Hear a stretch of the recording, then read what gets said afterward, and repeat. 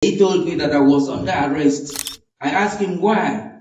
I was not the one that issued the medical report. My name is not on the medical report. The report was not issued from my unit. And I'm not a criminal, I'm not a suspect. And the organization did not address the letter to me. So why am I under arrest? He said, when you get to office, you will say all that. I said, okay, can you wait for my office staff I sent on errand to come back to office before I join you? They said, no, you cannot wait. They started pushing me. They dragged me out of the office last Monday. I added the responsibility of confirming that medical report.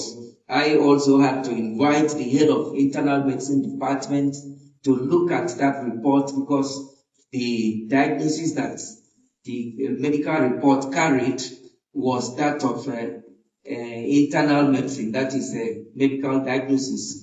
And the head of that internal medicine department looked at the report and also discovered that the name of the doctor that signed the report is not a member of staff of that department.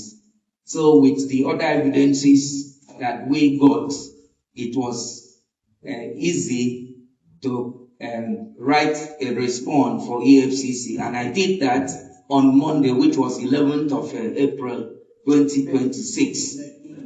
Sorry, 11th of May 2026. And on 12th of May 2026, that was yesterday, in the morning, the EFCC personnel came into my office and they introduced himself. He came alone, introduced himself, and told me that he was coming to collect that response. I told him that the response was ready in draft. I showed him the draft. I showed it to him, and he saw it. And I told him that what was left was for me to show to my chief medical director, who is the chief executive officer of this institution, before I would put it on it would be printed on letterheaded paper, stamped and signed, and handed over to him. He pretended to have accepted that because he went out of my office barely 2 minutes after. He came in again, but this time around with another personnel holding gun. And he told me that I was under arrest. I asked him why. I was not the one that issued the medical report. My name is not on the medical report. The report was not issued from my unit. And I'm not a criminal, I'm not a suspect, and the organization did not address the letter to me. So why am I under arrest? He said, when you get to office, you will say all that. I said, okay, can you wait for my office staff I sent on errand to come back to office before I join you? They said, no, you cannot wait. They started pushing me. They dragged me out of the office. And when they dragged me out of the office to the walkway, I started crying. And people that heard the cry came. Hospital staff that heard the cry came. And they said I must be, the EFCC operative said I must not say anything. I must not make call. I must not say anything. I must not answer calls. And so when people heard my cry and came to the scene, and of course they had prevented me from saying anything. So I could not say that, I could not tell the hospital, my colleagues in the hospital that came, that these are EFCC personnel, because they had said I should not talk. They were holding gun behind and in front of me. They were dragging me.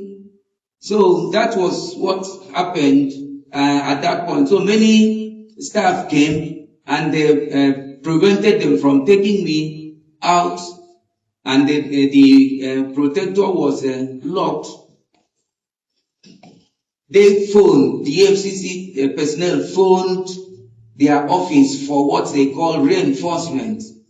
And it wasn't a long time after their call, I saw many masked and armed men came violently, broke the protector, threatened the people that were around, and people ran away, and they beat some staff that were still by me, and they dragged me and the other staff, 5 of us, into their van.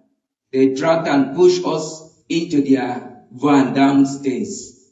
And by the time they started driving, they discovered that the gates of the hospital were locked. So they drove towards the gate and parked, and the commotion continued. We were inside the van. I was so emotionally and psychologically traumatized that I refused to really look out at a lot of things that happened, but of the things that were conspicuous were tear gas that were fired and people ran away, and also live bullets were shot. That is the aspect of the narrative that I want to make now.